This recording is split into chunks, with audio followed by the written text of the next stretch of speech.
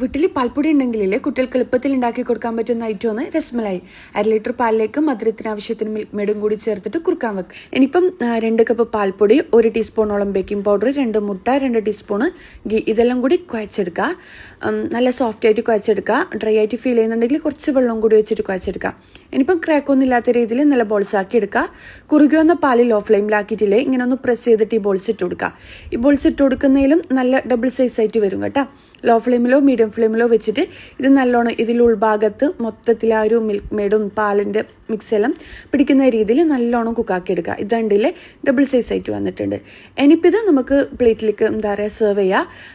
അതിനും പറ്റില്ലേ, ഞാൻ കുറച്ചധികം ക്വാണ്ടിറ്റിയിൽ ഉണ്ടാക്കിയിട്ടുണ്ട്. അതുകൊണ്ട് ബാക്കി ബോൾസും ഈ ഒരു പാലിൽ തന്നെയാണ് ഞാൻ കുറുക്കിയെടുക്കുന്നത്. ബാക്കിയുള്ള ബോൾസും കൂടി ഉണ്ടാക്കിയെടുക്കുന്ന ടൈമിൽ ഈ ഒരു പാല് നല്ലോണം തിക്കായിട്ട് വരും കേട്ടോ. ഇത് ഈ ഒരു പാലിൽ തന്നെ ബാക്കിയുള്ള ബോൾസും കൂടി ഞാൻ ഉണ്ടാക്കിയെടുത്തിട്ടുണ്ട്. എന്നിട്ട് പാത്രത്തിലേക്ക് സെർവ് ചെയ്യലാണ്. ഇതിന് മുകളിലായിട്ട് കുറച്ച് റോസ് പെറ്റൽസ്, പിസ്ത, ബദാം എല്ലാം കൂടി ഇട്ട് കൊടുക്കുന്നുണ്ട്.